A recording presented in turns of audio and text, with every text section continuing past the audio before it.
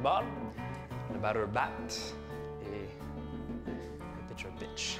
Sauf John Harrow qui jouait first base avec un casse dur. Mon grand-père dit que c'est une faguette. Pour moi, le sport, si j'en parle autant, c'est parce que c'est quelque chose qui est quand même un pôle dans ma vie. L'école, c'est important, mais voir les World Series, voir les Yankees gagner les World Series au Yankee Stadium une maudite fois dans sa vie, c'est plus important.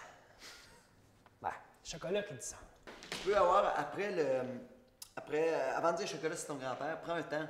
Une bonne game puis un bon show, ça se ressemble parce qu'il va y avoir une espèce de catharsis qui va s'exercer sur le spectateur qui sera plus lui-même pendant un instant. Quand les Yankees ont gagné la game, on est allé aux toilettes pour annoncer la bonne nouvelle à Chocolat. Il était pas là.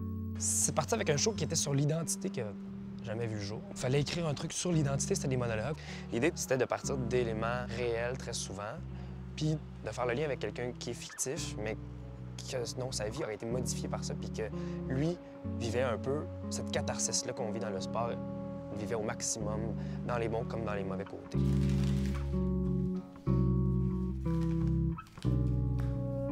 C'était le 23 mai 1999. J'avais envie de m'intéresser aux gens qui avaient vraiment tripé sur Owen Hart puis que leur destin avait été modifié par sa mort. Puis donc, j'ai pensé à une petite fille qui écoutait la lutte avec son père. Quand Owen Hart meurt, elle est au secondaire, elle est en rupture avec la lutte, puis elle s'en veut après ça parce qu'elle se dit « c'est de ma faute, je l'ai laissé tomber, machin, machin ». Fait que là, elle décide de devenir Owen Hart, Owen Seconde, puis d'apprendre tous les moves qu'il faisait, de s'habiller comme lui, d'apprendre ses phrases clés. Après ça, il avait pris Brett dans ses bras et il avait crié « I am the King of Hearts !» Je le vois des cœurs, ça se traduit pas vraiment, là, mais c'était beau, c'était grand. Un guerrier divin masqué arrivé du ciel pour ravir une petite fille dans son salon! Il y a le Centaure, qui est un gars qui passe la Zamboni. Moi, quand j'étais petit bout, comme tous les petits bouts, je voulais jouer premier trio.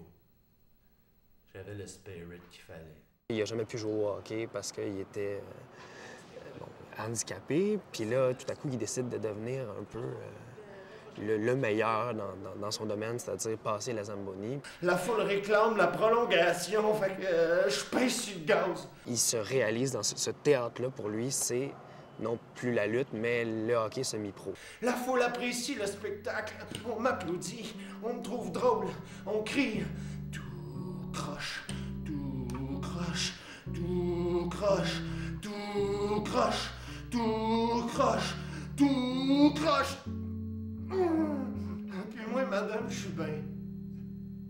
L'homme en parfaite harmonie avec la machine. C'est comme leur vie, tu sais. Fait que c'est... Ça passe. Comme il y a des moments où ils vont être extrêmement heureux grâce au sport, puis ça va leur jouer un tour à un moment donné, puis ils vont dropper, puis c'est de s'associer, de s'identifier tellement à quelqu'un, dans le cas, mettons, de Owen Seconde, la lutteuse, que sa vie n'est plus vraiment sa vie, tu sais. Musique!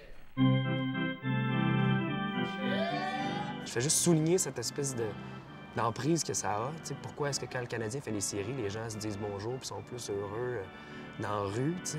Est-ce que c'est parce qu'on n'a plus de croyance en la politique? Est-ce qu'on n'a plus de projet social commun autre que lorsque le Canadien fait les séries?